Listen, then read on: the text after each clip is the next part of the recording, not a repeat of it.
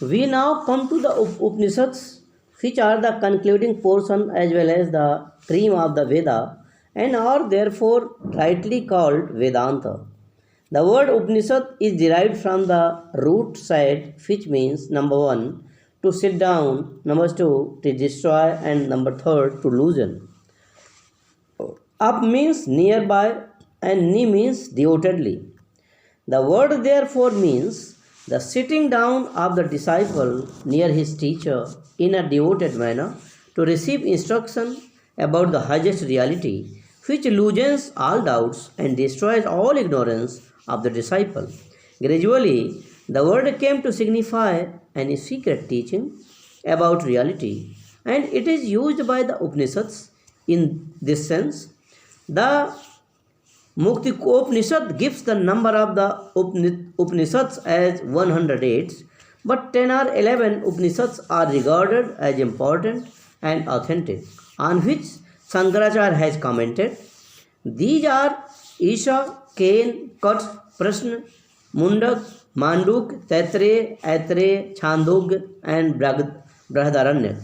The teaching, being the highest, was imparted to private sittings only to the qualified disciples. Heraclitus has also said that if men care for gold, they must dig for it or be content with straw.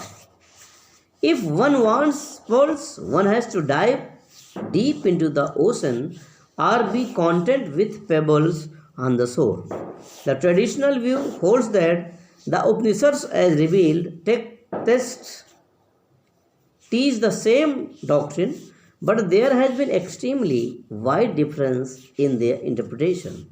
The problems discussed in them, as well as their unique style, make them liable to many interpretations. All their teachings are not equally prominent. Some are mere flashes of thoughts. Some are only hinted at. Some are slightly developed. Some are mentioned by the way, while some are often repeated, emphasized, and thoroughly dealt with. There is an essential unity of purpose in them. They emphasize the same fundamental doctrine, which may be called monistic idealism or idealistic monism. These poetic philosophic works are full of grand imagery, extremely charming and lucid expression, abounding in crystal clarity. To the mind, they bring sound philosophical doctrines, and to the heart, peace and freedom. They are full of ananda or supreme joy, out of which all things arise, by which they live, and into which they return again. Passionate yearning for knowledge, restless striving after truth, and a ceaseless search for reality have found a most touching expression in them.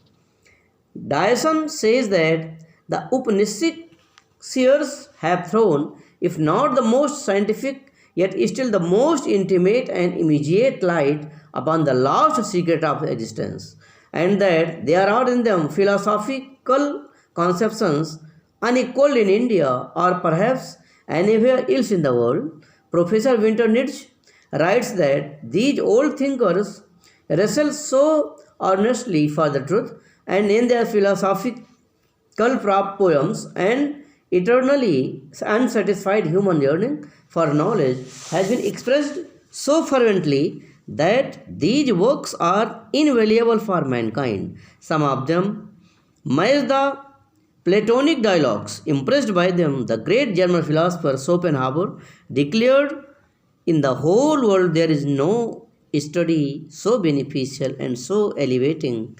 It has been the solace of my life, and it will be the solace of my death. So masterly works have always been the ridicule of fools and the endless meditation of sages. The Upanishads developed the monistic ideas scattered in the Samhitas during the Brahman period. These scattered philosophical ideas were almost overlooked, and emphasis was laid on merely the rigorous ritualistic sacrifices. The Aranyakas marked the shifting of the emphasis from the ritualistic to the philosophical thought, which work was completed by the Upanishads. The Upanishads tell us that the Vedas, the storehouse of knowledge, have been breathed forth from him, but they regard the Karma Kand as secondary, being only a help to purify the mind, by which purification one is made fit to receive the real teaching about Brahman. Thus, we find the sage Narad telling Sanat Kumar, I know the Rigved, Sir, Yajus, the Sam. With all these, I know only the mantras and the sacred books. I do not know the self. I have heard from persons like you that only he who knows the self goes beyond sorrow. The Mundak tells us two kinds of knowledge must be known, the higher and the lower. The lower knowledge is that which the Rig, Sam, Atharva, ceremonial grammar give, but the higher knowledge is that by which the immortal Brahma is known. In the Gita, also the Lord asks Arjun to rise above the three gunas, telling him that the Veda deal with the three gunas and that he who has known Brahma has little to do with the Vedas.